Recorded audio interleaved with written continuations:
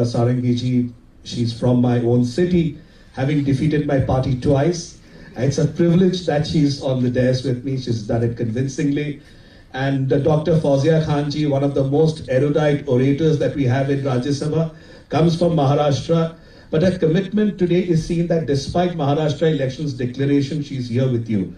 That shows the commitment that she has. Just like Srimati Aparajita Sarangi ji is also the national spokesperson, but then she decided not to probably heed to that, but to be here with you today. That shows the commitment towards students and academics. And of course, my dear brother, I don't call him my colleague only, Kartikey Sharma ji, he's a brother, he's a friend, philosopher, guide, and it's a privilege to actually sit next to him and really learn so many aspects from all the three honorable members of parliament. They've done it so well. Article 51, United Nations, India. As Kartikey ji rightly said, let's go back a little bit before United Nations came the League of Nations. And the League of Nations was a failure. Then come back to United Nations, right after the World War, then United Nations comes in, people start thinking of it. India is just right out of its independence in 1947. No one is really taking United Nations very seriously because it's just built after the war and people are not very serious about it. But who's serious is India. I think that speaks volumes. Just recently, I was on a parliamentary delegation to the United Nations. After 10 years, we had a parliamentary delegation going there. I was privileged to be there. And while you go there, you see this beautiful portraits and sculptures that have been donated by India that adorns the corridors of United Nations. I think that speaks volumes of what India has brought to United Nations, that United Nations really bringing it to India. So we were probably the first nation, or among the first nations who really believed that there was a need for United Nations. While we were there, the US presidential elections were declared. And when we went the next day to the UN, with all due respect, I'm not taking any names, they were worried because there would be budget cuts by the United States. United States has already started cutting, so they were looking for India. So UN was saying when we met the Committee on Peacekeeping, you would be surprised to know that the person who's heading it as the director is an Indian, is a former general of India. If you were to look at peacekeeping forces today, more than 40,000 Indian peacekeepers are today in Africa and other places. If you were to look at in terms of UN and UNDP, it's India. If you were to look at in terms of Global South Cooperation, we were there. There are about 18 countries from Asia Pacific and the Caribbean nations who said how India is impacting their economy and their livelihood. All of this comes from our constitution. The constitution gave us that privilege, that conscience to actually think not inward but outward. There was a time when we were actually trying to import rice, but at the same point of time we were not being inward looking. We were still outward looking. We were thinking not only for ourselves but for the whole world. And that is where Article 51, United Nations, and how we engage with the world, and that is the spirit with which we are moving today. So I'd just like to conclude that today the entire, not only the United Nations, the Global South is looking forward to India taking this leadership forward. It's not only because we are the 5th largest, going to become the 3rd largest economy and hopefully the largest economy. It's because of the kind of culture, the kind of ecosystem, and the kind of values that India brings to the table, which probably is something, we're not transactional. I think that is something that's very unique to India, and that is enshrined in the Constitution much before we could really think about it. Thank you. Thank you very much. There were fascinating reflections on our Constitution. We have someone who worked for the United Nations for very long. Well, I've been working so long here that I've forgotten all about my previous avatars. And I've greatly enjoyed being here at this university. I'm the Dean of the School of Government and Public Policy, and this is my 13th year in the university and the longest stint I've done in any one vocation, so to speak. The question I had is, President made references to Article 32, Directive Principles, Fundamental Rights. You made a reference to an inherent tension there is in the functioning of a democracy between the judiciary and parliament. There's parliamentary sovereignty, there's judicial review, and ultimately the law of the land. The Supreme Court can lay the law of the land, and it also has very vast powers, more powers than any other constitution that I can think of in the world, especially the power to do complete justice. So therefore you would get a sense that maybe the framers of the constitution didn't trust the political class as much as they might have. Maybe that's why they introduced directive principles of state policy. There was a member of the Constituent Assembly from Madras who asked the question, why are you putting in directive principles that will govern the country? Why can't you leave it to the electorate and the political parties to go before the electorate and say, we want to do this, and if they get the mandate from the people, they go ahead and do it. Why do you want to prescribe in advance that you will equitably distribute the resources of the country and you will have cow protection, all of that? Why don't you leave it in a parliamentary democracy to Parliament to decide, right? So, but the directive principles were used just so that whenever you get a difficult situation and you don't want to quite directly address it, when in doubt, and somebody described it as a window dressing in our constitution. My question really is, what happens when, sometimes the political class doesn't make the decision that it ought to make. The Ayodhya case is an example of that. It's a political problem. It deals with communities, it deals with the people. There is no judicial element to it. You've got to come to an understanding. Politics is the art of the possible. But if you judicialize something that ought to be decided by the political class, you say, I'll kick the can down and let them deal with it, and then not talk about it, saying it's, it's sub judice and we won't talk about it. You run the risk of politicizing the judiciary. So judicializing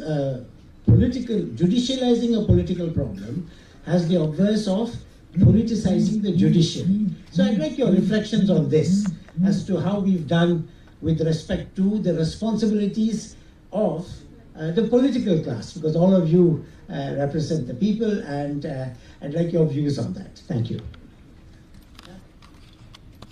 Well, thank you.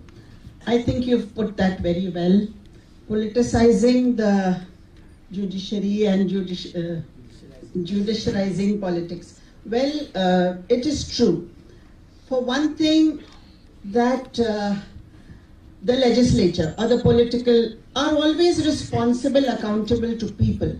So obviously the mindset of the legislature will always be inclined towards the people.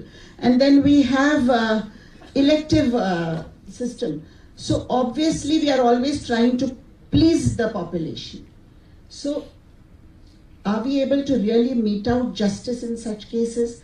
We need to see that. And that's why people have to move to the judiciary. But then the judiciary also gets influenced by political decisions. So this is a tricky situation where we are always talking, as ma'am said, Aparajita ma'am said, that we are always at clashing ends, that who is who is I, you said, and who is me. So in that case, I feel that yes, there are times when a person, an individual has to look for justice towards the judiciary. When they feel that the parliament is not doing enough for us, what should be done at that time? I feel that the situation we are in, and many times this overreaching each other happens. So I think we should think about a forum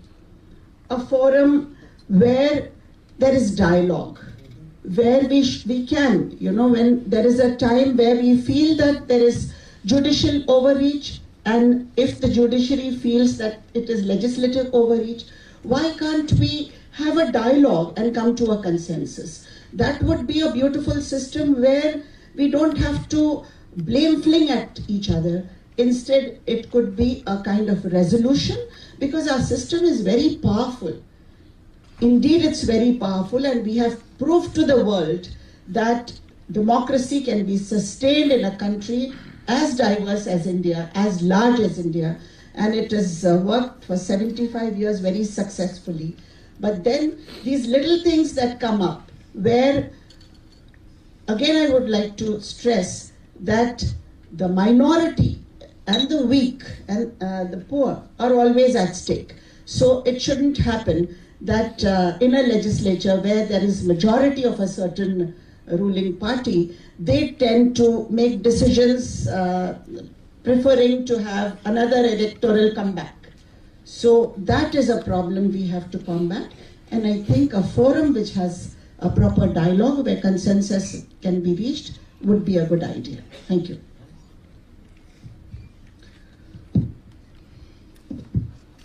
Thank you so much. I will request you to take a different path for a while. I'm sure you are aware of the fact that 3 persons got Nobel Prize in Economics this year together, joint award. I was jotting down the names. These 3 persons are British American Simon Johnson and James Robinson, and Turkish American Deron S. Moglu. Now, the work for which they got joint Nobel Prize in Economics was their research in the field of equality and the linkage between institutions and prosperity. Now, let's look at the whole thing from this point of view. This is an absolutely different path that we have taken. Now, the work, I have read the gist of this particular book which was awarded the Nobel Prize. In fact, I have read the gist, and the gist says that the rule of law, the poor rule of law, and institutions that exploit population do not generate growth. I repeat, poor rule of law and institutions that exploit population do not generate growth. So what does it mean? We need to have a proper rule of law. We need to have a system where the provisions of the Constitution are followed, where the fundamental rights are upheld, where we work within the bounds of the Constitution. This is the rule of law. And if we go by that, the 3 institutions that we have, executive, legislative, and judiciary. I'm in the parliament, my colleagues are in the parliament, we have the state legislatures. I was in the Indian Administrative Service for 24 years, so that time I was part of executive, right? And we are aware of judiciary. Now, the 3 institutions have to work in tandem, and the 3 institutions have to really work well. And there is rule of law. Only then we can generate growth. Today we are the 5th largest economy. Our Prime Minister always says, and says with a lot of confidence and with a lot of facts and figures, that we would be by 2027 the 3rd largest economy in the world. Now, there is peace and prosperity within the country. I'm not an advocate of the party that I belong to, but yes, as a citizen, I'm talking to you. So, we have to have the 3 institutions working together in tandem, and at the same time, we have to work within the framework of the Constitution, within the bounds of the Constitution, and if we do that, then there is growth. We are moving forward, there is growth. I have had the advantage of being in the Lok Sabha twice. Since 2019, I have been in the Lok Sabha. This is my 6th year in the Lok Sabha. And I tell you, I consider myself very lucky because I saw goodbye, the entire process of saying goodbye to Article 370 and Article 35A. एक विधान, एक प्रधान, एक निशान अपने देश में, एक Bharat, India, that is Bharat. So we are part of the geographical continuum. We have to be aware of that. We are part of the ideas enshrined in the Constitution, and we really need to internalize those ideals. So my dear friends, just wanted to tell you that everything is related to each other, and that's why I brought in this Nobel laureates within our midst. And you know, the institutions have to work properly. Institutions have to work with tremendous level of maturity. I should not be saying here, but I want to say here, at the risk of being unpopular and unpleasant, I must say I'm a parliamentarian. In 2015, a particular decision had been taken by the Parliament regarding the National Judicial Appointments Commission. It was struck down for reasons whatever it was. We are aware of that. Keshwanand Bharti case, I reiterate, this is the second time we are talking of this particular case. Fundamental rights have to be upheld. We cannot violate fundamental rights. Not even the Parliament can cross the boundaries. And the Supreme Court did the right job. All of us right now at this juncture, we need to strive for something very important. At this juncture, all of us need to strive for balanced approach as far as judicial review is concerned, and all the three wings of government, judiciary, legislative and executive, have to work with tremendous degree of maturity and respect for each other. Now here, just give me 30 seconds. See, our founding fathers, Dr. B.R. Ambedkar and others who framed the constitution, did it with tremendous level of maturity, and a lot of wisdom was brought into it, and we had the checks and balances. It's not a question of giving power to the politicians or to the parliament. No, it's wrong. See, whenever one particular wing of government assumes ascendancy over the other two, these checks and balances come in. All these articles I talked of. Article 32, Article 13, I forgot about Article 13. Then Article 142, Article 226, under which Honorable High Court can issue writs to ensure the following, the upholding of the fundamental rights. So what I'm trying to say is that we all need to create an environment where all the three wings of government have a balanced approach. No, not one wing of the government assumes ascendancy. This is extremely important. There are rights, there are fundamental duties too. Here I would like to quote Mahatma Gandhi. Our friend from Bulgaria is here. I'll just take 30 seconds more, if you can allow. Two moderators, sitting both the sides. And I can't cross the boundary now. See, Mahatma Gandhi had, he talked about his mother when he talked about the rights. I loved these lines, and I brought for you. He had said, I learned from my illiterate but very wise mother that all rights to be deserved and preserved come from duties well done. So I think we have fundamental rights in part 3. We have directive principles of state policy in part 4, and we also have fundamental duties. The people, the court, the constitution, and 75 years of judicial review. This is the topic of 23rd of November in O.P. Jindal Law Global University today. So I think everything is linked. People are linked to the parliament, to the constitution, court. All of us have to work together. If the institutions work together with respect for each other, if we have constitution as our supreme guardian, we do not go beyond the bounds of the constitution, the country is bound to grow. That's what I want to say. Thank you so much. Thank you. Let me also take 30 seconds here, just to re-emphasize the excellent book which Madame mentioned for our students, Robinson Ochemoglu, Why Nations Fail. And questions they ask is why some nations do better than others, and they basically end up with the answer that it depends on governance. If we have extractive governance, states fail. If we have inclusive governance based on equality, states succeed. So why nations fail, Robinson and Ochemoglu. And the latest book they wrote is also interesting. It's called The Narrow Corridor. It's also about freedoms and equality. Thank you, ma'am, for enlightening our students. Please. So I'll pick it up from where the honorable moderator had, raised the big question. And so, see, essentially the forefathers, while drafting the Constitution and during the discussions of the Constituent Assembly, wanted to build a system of checks and balances. And that was the basic premise. Not to say go to the extent and say that perhaps they did not believe or have faith in the legislature or the people who will be elected. It's like, if I were to draw a comparison, it's like making Indian judiciary devoid of the jury system, for instance.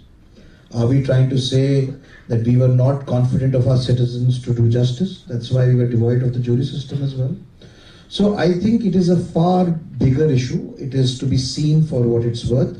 We have diversity, we have cultural, religious tones, we have multiple problems and multiple challenges. And somewhere they understood that what would be the relevance of the directive principles and what not to do should be defined rather than what to do. It's my take, my deduction from that. And when we talk about politicizing judiciary, or we talk about it the other way around, I think both cannot be separated from each other and seen by a different prism. Both have to be seen in the same light, because neither the judiciary nor the political class are an island. They're a part of the society, a part of the fabric. They do coexist, and they are supposed to actually act as a system of check and balances. And I'll just disagree a little bit with one of my panelists who said the three pillars, because there is a fourth pillar which is not spoken of as well, which is the media. And very often, it's the media that comes to the forefront to get the three pillars to do the job. And somewhere, the guaranteeing the freedom of the media or your expression was I think, the biggest challenge which our forefathers could envisage at a point of time when media had a very different meaning or understanding of what it will become in times to come. So, to put it simply, I mean, yes, there is politicization of judiciary, and yes, it works the other way around. The separation of power in the system of checks and balances is made to ensure that all the verticals work in tandem the way they're supposed to work. But unfortunately, sometimes it is put to test, and I'll give you an example of that. We have members from both the houses, from the lower and the upper house here, and to which my senior colleague was just mentioning to the NJAC. Now, I don't know how many of you would remember, because it's almost 9 years back, but back then, except for one member of parliament in our house, every member of parliament voted for that bill. So it was not even partisan. You can't even say that there was political differences or ideological differences when it came to it. It was the will of the electorate put together in unison across party lines, which felt that there has to be accountability. It might not have been as we would ideally want it, but it was definitely a step in the right direction. And it was addressing many issues which were not being addressed. So at no point in time was the judiciary supposed to be completely unchecked. That was not the intent of the Constitution either. So my humble submission is that while we talk of it, in a democracy, which is an evolutionary process per se, you cannot take the ultimate right from the people away in the name of directive principles or fundamental rights. Those principles have their own place, and a democracy and the franchise that the average person in this country has its own merit and cannot be replaced. It is truly irreplaceable. And that's why the independence of media is another thing which might not be prescribed very clearly in the Constitution. But what not to do is prescribed very clearly, which goes a very, very long way in being able to protect it. I mean, if at all, I would go in the reverse direction and say that the judiciary did not get influenced by the political classes during the emergency. And one of the reasons was that, and on the opposite side. So, I think it is a system of checks and balances. We need to get it right. Every vertical has its own role, and we all need to play it. But it's very, very difficult when, when the accountability is fixed for all verticals except one. Professor Sudarshan has put the cat among the pigeons, and he's trying to nail us with it. So I really appreciate his effort, and I'll try to take him on the question. Politicization of judiciary and judicializing politics. That's a fair question that is being asked. Let's start with the first point that you made, Professor Sudarshan, that is relating to the Ayodhya verdict. Ayodhya did not emanate in the late 80s or the early 90s. It was an issue that had been there for the last 400 to 500 years, much before any of these political parties were actually even born. So therefore, no political party really created it, neither did any political party really harness it. The issue in terms of it being in the court was much before Indian independence. So it's not that it happened right after independence or in the 70s or the 80s. If you look at Ram Lalla Virajman, which was basically the deity, and him being the person was the appellant in the matter, it was for many, many years it had been already there. Now, because politics is considered or seen as being the prime mover of this issue, therefore many a times when judiciary deals with it, we consider that probably it's the politicization of the issue, and therefore the judiciary is unnecessarily being pressed with the political issue. So that is where there is a differentiation that that issue existed even before the politics on that issue started. So since the issue itself merited judicial intervention, it went through judicial intervention and the courts dealt with it. We can always like it, we may not like it, but the fact is that the courts have agreed on it and that's the end of it. A temple has been created and we can move on, number one. Number two, let's go back to triple talaq. A lot of people said triple talaq is a political decision that has been brought in. It wasn't. It was a decision that was actually having its roots with Shah Bano in the 1980s. And Shah Bano was overturned by a legislation. Was that a fair legislation? That maintenance should not be provided to Muslim women. And thereafter came, so I'm not being political, I'm looking at the judicial interventions and the parliamentary interventions and drawing a parallel between both. So when Shah Bano has its roots, then came Shaira Bano, and Shaira Bano led to triple talaq, and triple talaq judgment led to the legislation. So therefore there was no judicializing of politics there. Let's come to Article 370. Article 370 was never a political issue on the landscape. Yes, there were some political parties from Jammu Kashmir or from national parties who used to at times speak about it. I was in Parliament in Rajyasabha the day it was actually brought on the floor of the House. It came on 5th of August 2019. I went to the House on 4th of July 2019. We did not know it was going to come on the House. It was brought through the discretion of the chairman and it was passed. It was voted on and it was passed. It went to the Lok Sabha. It was introduced in. Introduced in. It was introduced in Rajya Sabha instead of Lok Sabha. Lok Sabha, they had the numbers. They had more than 303 MPs of their own. But they brought it to the Rajya Sabha where numbers were scarce. And then they went through it and then so it was duly legislated. One, you may disagree, you may vote against, you may vote favor, but as we discuss in the House, we dispose a bill. We never say we pass a bill. Whether a bill is passed or not passed is besides the point. So therefore it went to the judiciary. So it was not that a political issue, politicians or political parties pushed it. There were people aggrieved by a legislation, they went to it. So therefore, there are many issues that because of the kind of publicity it garners, people sometimes feel, oh, politics is being done and a political hot potato is being dropped onto the Supreme Court. Now the Supreme Court will have to play with it. Unfortunately, that's not true. Because the Supreme Court has to deal with issues which are political. That is why it's the court. So the Supreme Court cannot say, I'll only deal with social issues and economic issues. No, they'll have to deal with issues which are political overtones. And that is a reality. Having said that, now let's just close with one specific thing. I was privy to the discussion of the panel discussion happening here with the 6 Supreme Court judges just before lunch. And there, everyone was batting for basic structure. And this is where Professor Sudarshan, you can make this comparison that on this dais, people are not batting for basic structure the way basic structure is being weighed in by the judiciary. So what you're saying, what the judiciary sitting here, the 6 Supreme Court judges were saying, it's a carte blanche. Supreme Court says that basic structure is the holy grail and the parliament cannot touch it. Right? The parliament says if that's the holy grail, then you're taking away my jurisdiction. So while fundamental rights, whether it's the preamble, whether it's the various essential portions of it, are loosely considered, and mind you, if you go back to Keshav and Bharti, in the entire, and there are many law students here, there are only one judge who actually mentioned basic structure in that judgment. The basic structure.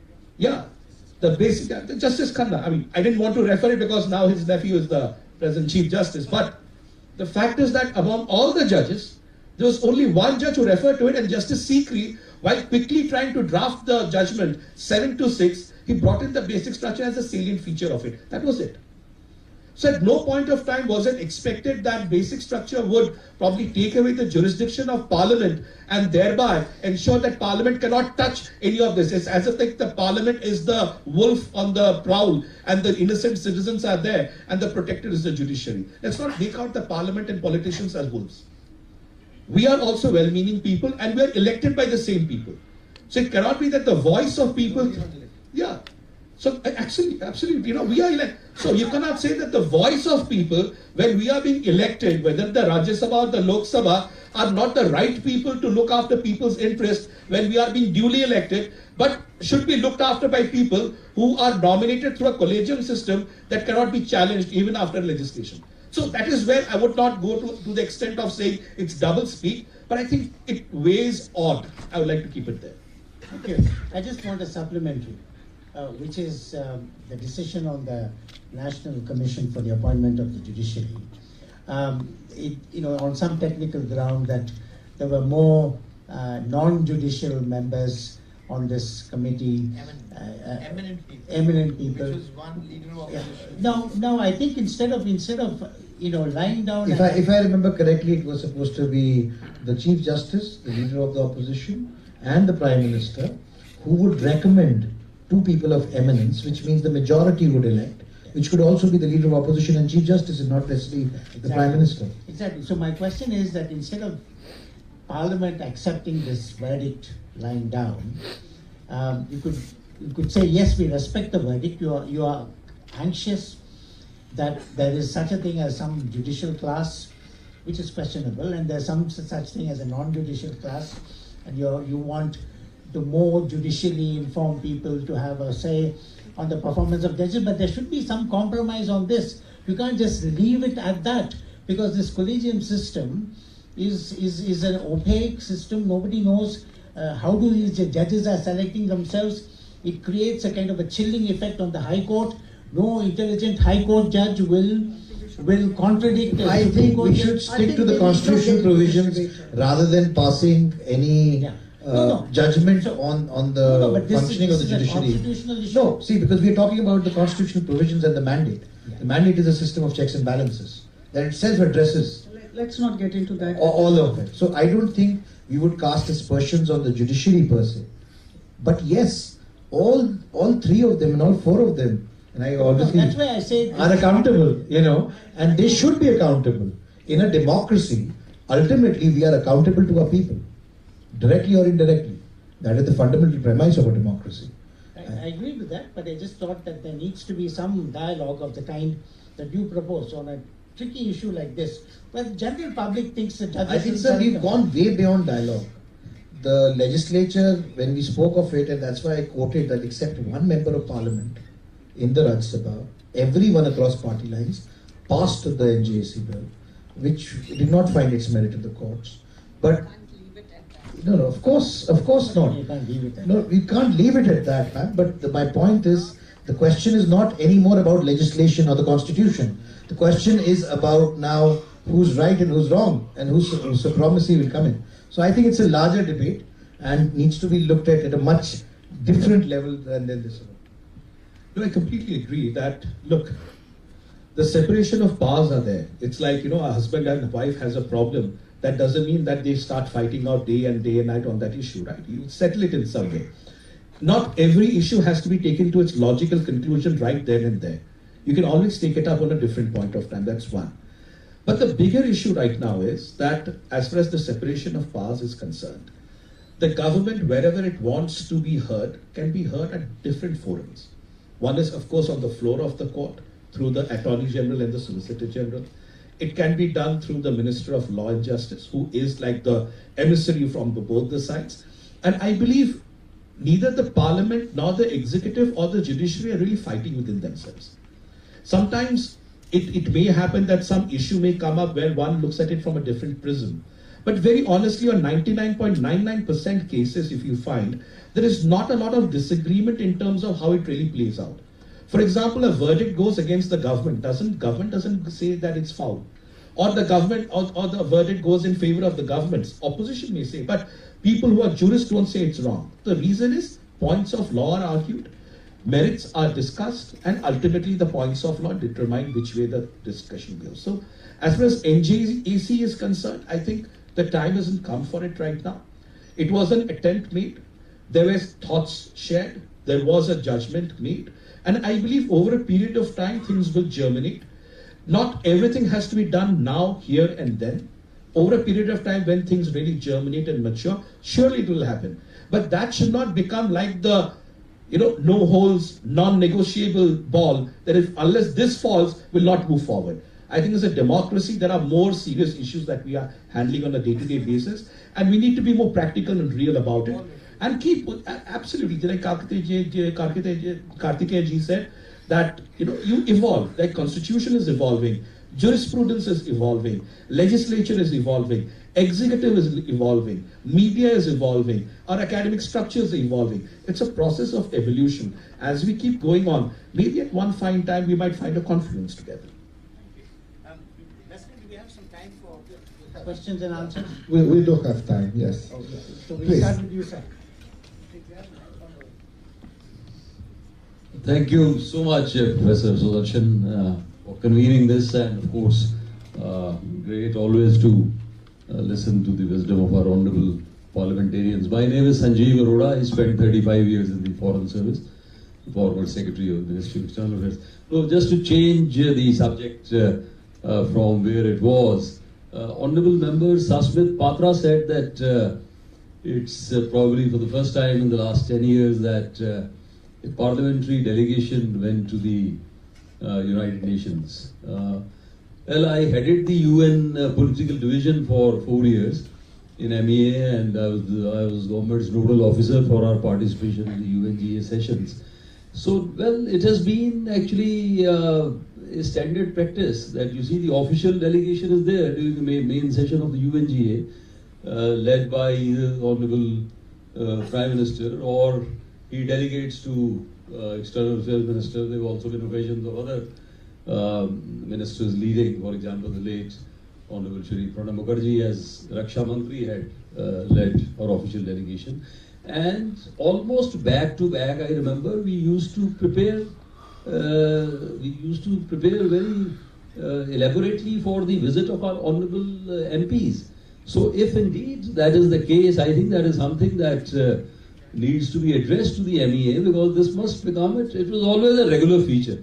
That is one. The second is that there is a general feeling, I think that's not probably incorrect, that in recent years there's not been much of discourse, much of engagement on the floor of the House on matters related to international relations and foreign policy.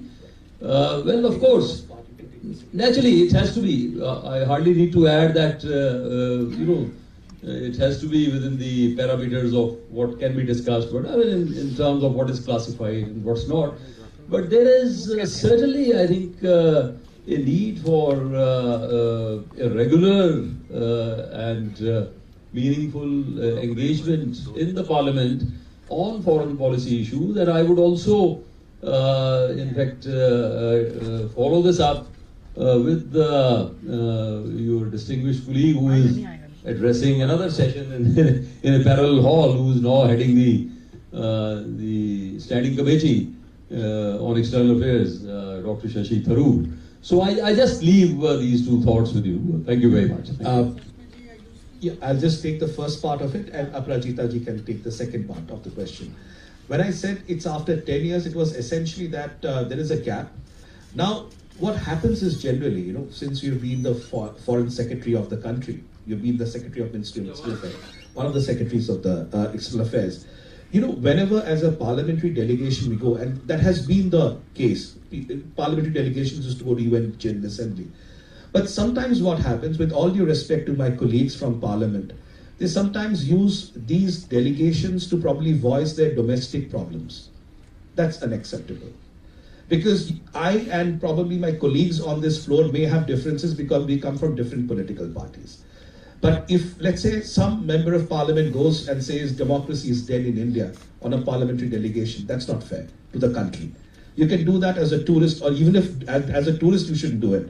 Because we can have our differences of opinion inside the country. This is our family. But when we go to United Nations, when we go to a foreign location, an international diaspora, you know, you are being invited as a member of parliament of India. So therefore, there were instances where members of parliament misused that. And that is the reason why it was probably felt, let us again mature a little bit better and not become a bull in the China shop when we reach United Nations or somewhere. So after a lot of deliberations, again it's being done. So I think the MEA is spot on that at least we should not err on the side of difficulties and creating more, you know, situations where we actually come back with the egg on our face, that saath mein gaye the and then we did something which we again went against. So that's more important. If all the members of parliament would deal with that great deal of prudence, then there would be no reason for not doing it. But the good thing is it has started, and I'm sure the way MEA is taking it forward, it will become a regular phenomenon. You'll be happy to know that not only one delegation, 2 delegations have gone, and second delegation is just coming back this evening. So that is as far as the first part is concerned. I think the MEA is doing very well in terms of handling it. Second part, up to Aprajita. Thank you, Sasmit ji. Very good question from your side. Question mark on the quantity and quality of discourse on the floor of the House. Pertinent question, I'm sure. This must be in the minds of many people all around. See, let me tell you, there is a lot of discourse on the floor of the House. There is the concept of the Joint Parliamentary Committee too. Now, I'm a member of the Joint Parliamentary Committee on the Waqf Amendment Bill 2024. I must tell you, we have had about 47 sittings on the bill that has been given to us by the Lok Sabha Speaker to deliberate upon. And after a week or so, we have been asked to submit the report. And we have been moving from one state to the other, talking to all the key stakeholders, eliciting their opinion on the Waqf Amendment Bill 2024. So that would be a very mature kind of report, I suppose we will be creating and handing over to the chairman, to the speaker. Now this is one part. So this is a great concept as far as the JPC is concerned. So many of the bills that are actually not debated and then remain inconclusive, they are sent to the JPC. This is one part. And number 2, I must tell you that now I happen to be the member of the Parliamentary Standing Committee on External Affairs, where Mr. Tharoor is the chairman. So couple of days back we had debates on Indo-China relationship. Members of Parliament cutting across party lines are there, so there will be for and against views. So we had a lot of deliberations, and I think to say that there is no discourse, there is not much of engagement is far from the truth. Data protection bill. This particular bill was brought by Prime Minister Modi's government to the Lok Sabha.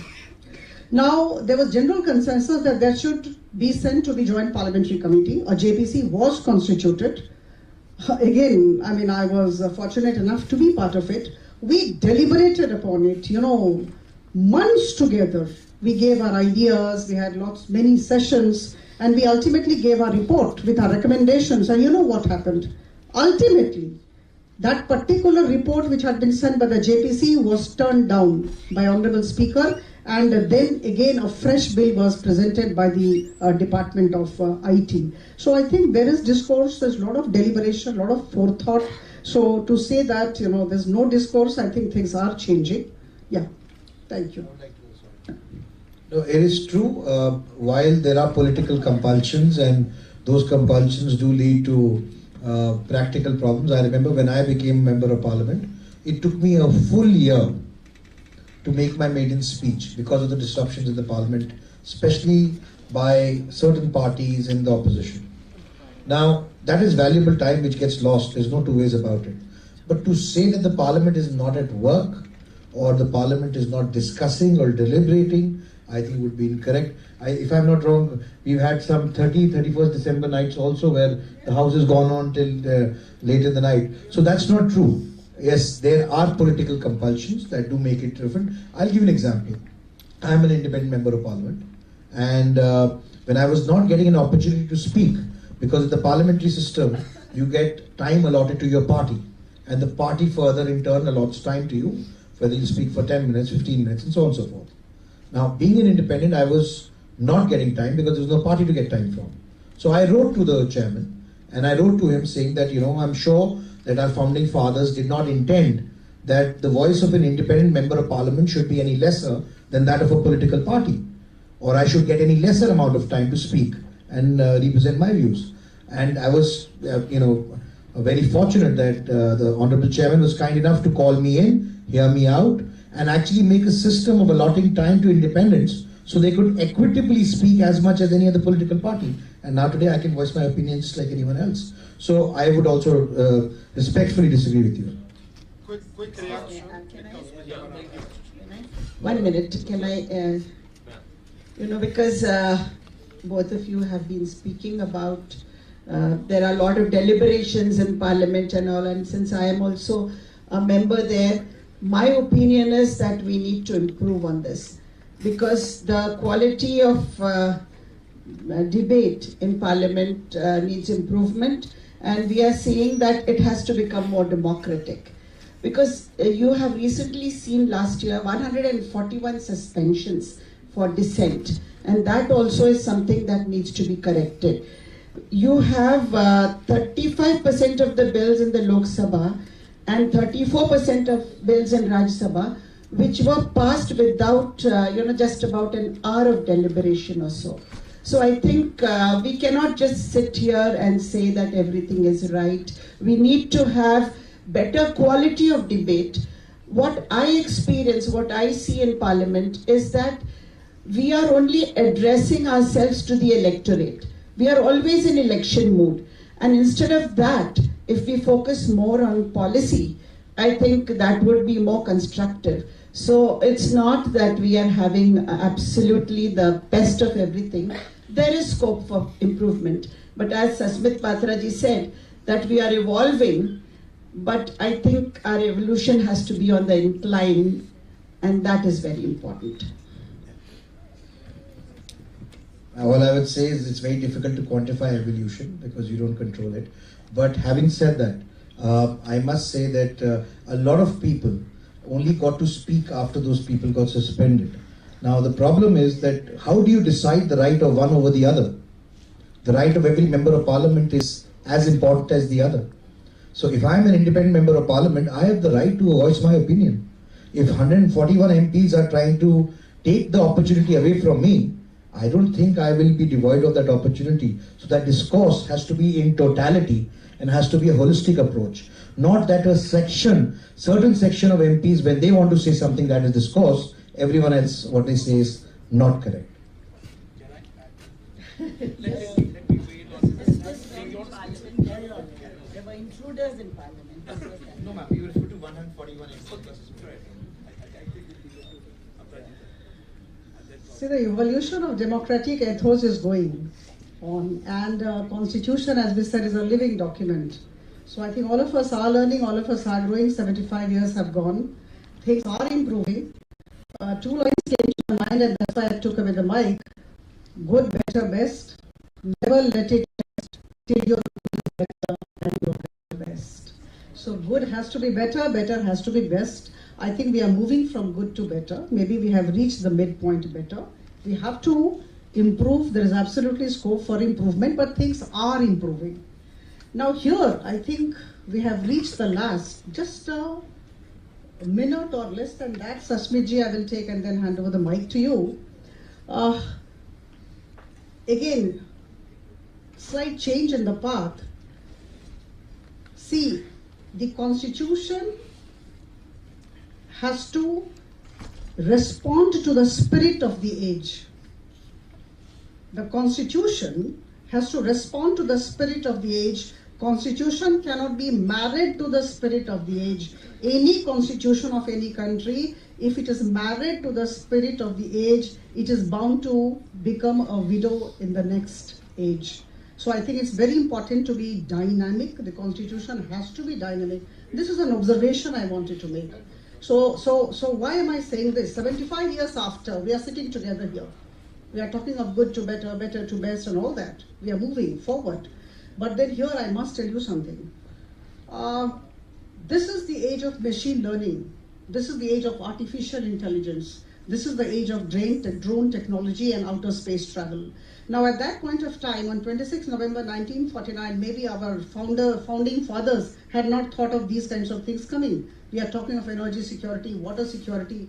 So I think since our constitution is a living document, 104 or 105 amendments till 2011 had been made in the constitution. Amendments will come, but the only thing is that democratic freedoms, fundamental rights have to be upheld. We have to be within the bounds, the limits of the constitution, and we have to move forward, and we have to change the constitution. Amendments are a must. देखिए हमारे संविधान में कुछ तो बात है कि हस्ती मिटती नहीं हमारी, सदियों रहा है दुश्मन दौरे जहां हमारा. So I think we are definitely doing very well at this end. Thank you.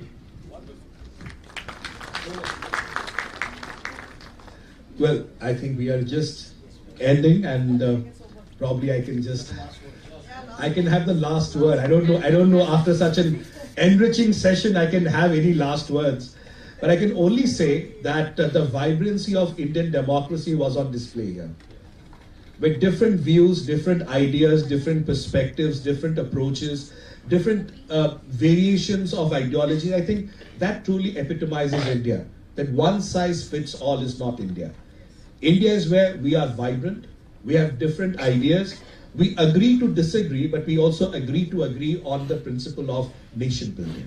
And I think with these words, I believe the Constitution is going to be the soul, the guiding light. Our nation has gone through many tough times, through many dark days and very bright chapters of life as well.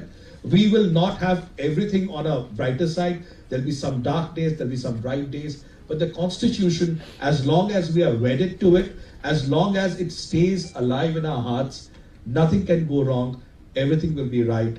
And the nation, as it is progressing, despite our diversities, will become stronger with the Constitution take us forward. Thank you so much for listening to us patiently, and thank you to the Honourable Members of Parliament for their time. Really amazing. Thank you.